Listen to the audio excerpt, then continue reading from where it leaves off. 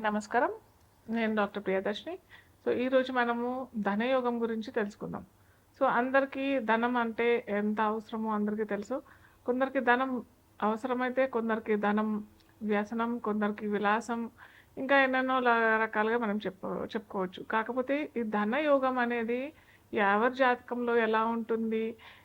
అసలు ఈ ధనయోగం ఉంటేనే వాళ్ళకి ధనం వస్తదా? జీవితంలో ధనం లభిస్తుందా లేదా?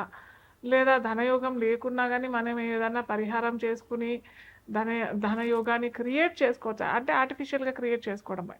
సో, అది అంతా మనం ఈరోజు తెలుసుకుందాం.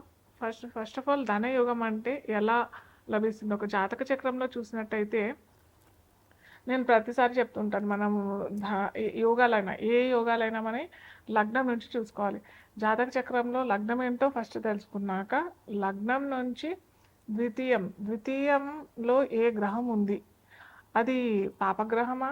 లేకపోతే న్యాచురల్ బెనిఫిక్ అంటాము. న్యాచురల్ బెనిఫిక్ అనేసేసి 2 అంటే పాప గ్రహము ఉంటది. మంచి ఫలితాలు ఇచ్చే మంచి గ్రహం కూడా ఉంటది. సో, ఎప్పుడైతే ఈ గ్రహం పాపగ్రహం లేకుండా మంచి గ్రహం అంటే పర్సనల్‌గా మన జాతక చక్రంలో ద్వితీయంలో పాపగ్రహం లేకుండా మంచి గ్రహం అంటే మంచి ఫలితాలు ఇచ్చే జనరల్‌గా మంచి ఫలితాలన్నీ ఇచ్చేస్తాయన్నమాట. అది దాంట్లో ఏంటంటే గురువు గ్రహం, శుక్రగ్రహం అంటే బృహస్పతి, శుక్రుడు. ఈ 2 గ్రహాలు మనకి ధనాన్ని ఇచ్చే గ్రహాలన్నమాట. సో, ఈ గ్రహాలు కనుక ద్వితీయాధిపతితో లేదా ద్వితీయంలో ఒక్కోసారి గురుగ్రహం ఏంటంటే ద్వితీయంలో ఉన్న వాళ్ళకు విపరీతమైన డబ్బు, విపరీతమైన ధనం వస్తుంది. కానీ వచ్చినప్పటికీ అది నిలదొక్కుకోలేరు. ఏదో విధంగా ఖర్చయిపోవడము, వాళ్ళు అనుభవించారనమాట. అంటే సపోజ్ ఫర్ ఎగ్జాంపుల్ ఒకడు బాగా రిచ్, బాగా ధనవంతుడు. అతను బాగా సంపాదిస్తాడు. లైఫ్ లాంగ్ అతను కూడబెట్టి అలాగే కూడబెడుతూనే ఉంటాడు. తద్వారా ఏమవుతుందంటే చివరి జీవిత దశలో అతను అనుభవించకుండానే వెళ్ళిపోతాడు. అతను తదనంతరం ఆ ధనాన్ని అనుభవించడం ఇలాంటివన్నీ జరుగుతూ ఉంటాయన్నమాట. సో, అలాంటి రకం ద్వితీయంలో గురువు ఒకవేళ ఉన్నట్టయితే మళ్ళీ ద్వితీయంలో గురువు ఉన్నా కానీ ఎన్ని డిగ్రీస్‌లో ఉన్నాడు, ఏ నక్షత్రంలో ఉన్నాడు, ఇవన్నీ కూడా మనం క్షుణ్ణంగా మనం తెలుసుకున్నట్టయితే ఈ ధనయోగాలు మనకి ఎలాంటి ఫలితాలు ఇస్తాయి, ఎలా మనని ధనవంతులు చేస్తాయి అనేసి మనం తెలుసుకోవచ్చు. అయితే ఇంకొకటి మనం బాగా చూసుకోవాల్సింది ఏంటంటే గురువు ద్వితీయంలో ఉన్నా కానీ లేదా ద్వితీయంలో ఉన్నప్పటికీ అంత ఫలితాలు ఇవ్వరు అని చెప్పుకున్నాం కదా. ద్వితీయాన్ని ఒకవేళ చూస్తే గురువుడు మటుకు నిజంగా అది చాలా మంచి ధనయోగం. వాళ్ళకి ఎటువంటి ధనానికి ఇబ్బంది లేకుండా జీవితకాలం మొత్తం ధనానికి లోటు లేకుండా ఉంటుంది. అలాగే శుక్రుడు కూడా ద్వితీయంలో ఉన్నా కానీ మనమేమో గురువు గ్రహానికి ఏమనుకున్నాము, గురువు కనుక ద్వితీయంలో ఉంటే కొద్దిగా అతను అనుభవించాడు అని చెప్పాం కదా. కానీ శుక్రుడు అలా కాదు. ద్వితీయంలో ఉన్నా అతను ధనాన్ని ఇస్తాడు. కాకపోతే ఇక్కడ రూల్ ఏంటంటే ద్వితీయంలో శుక్రుడు ఉన్నా ఇస్తాడు. ద్వితీయాన్ని చూసినా కానీ శుక్రుడు ఇస్తాడు. అలాగే మనం ఇక్కడ చూసుకోవాల్సింది ఏంటంటే ఆ లగ్నానికి ప్రతి లగ్నానికి ఫర్ ఎగ్జాంపుల్ మేష లగ్నమే అనుకోండి. మేష లగ్నానికి గురువు యోగాధిపతి, యోగకారకుడు. సో, గురువు కనుక ఉన్నట్టయితే లేదా గురువు కనుక చూసినట్టే ఆ ద్వితీయ భావాన్ని చూసినట్టయితే ఖచ్చితంగా అతనికి ఆ జాతకులకి ధనాన్ని ఇస్తాడు. కాకపోతే శుక్రుడు కనుక అక్కడ ఉన్నాడు అని అంటే శుక్రుడు మారకాధిపతి అవుతాడు ఆ లగ్నానికి, ద్వితీయ సప్తమాధిపతి అవుతాడు. కాబట్టి శుక్రుడు అంత ఫలితాలు ఇవ్వడు. సో, ఇక్కడ కొద్దిగా క్లారిటీ తెచ్చుకోవాలి ఎవరైనా కానీ. ఏ లగ్నాల వారికి యోగకారకుడు, గురువు యోగకారకుడు అయితే గురువు ఇవ్వాలి. శుక్రుడు యోగకారకుడు అయితే నేను ఒక్కొక్క రాశికి చెప్తూ ఉంటాను.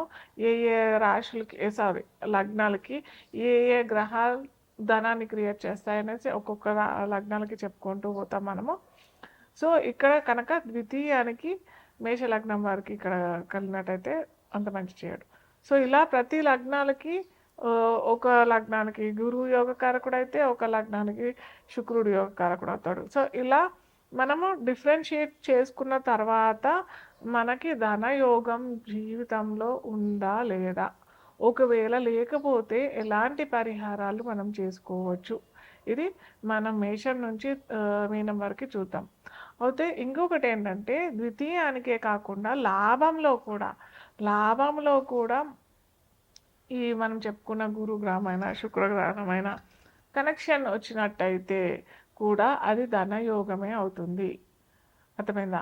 అలాగే శుక్రుడు గురువు ఒకవేళ ఈ 2 గ్రహాలు కూడా 11వ భావంలో అంటే 11వ భావంకి కనెక్ట్ అవుతే మటుకు ఖచ్చితంగా ధనాన్ని ఇస్తాడు. ఇదే కాకుండా ద్వితీయానికి లాభానికి అంటే ప్రతి ఒక్క లగ్నాలకి ద్వితీయాధిపతి సపరేట్గా ఉంటాడు, లాభాధిపతి సపరేట్గా ఉంటాడు కదా.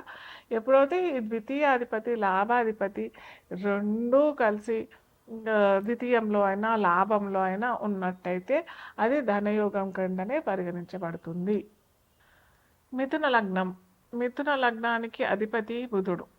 సో ఈ బుధుడికి కనుక ధనయోగం మనం చూసినట్టయితే ద్వితీయాధిపతి అయిన చంద్రుడు అలాగే లాభాధిపతి అయిన కుజ చంద్రులు కనెక్టివిటీ వస్తే కనుక ఖచ్చితంగా వీరికి ధనయోగం అనే చెప్పొచ్చు. కాకపోతే వీరికి ఏంటంటే కుజ చంద్రులు వేరే డిఫరెంట్ యోగం కూడా అని చెప్తాము, అది మనం సపరేట్గా డిస్కస్ చేద్దాం.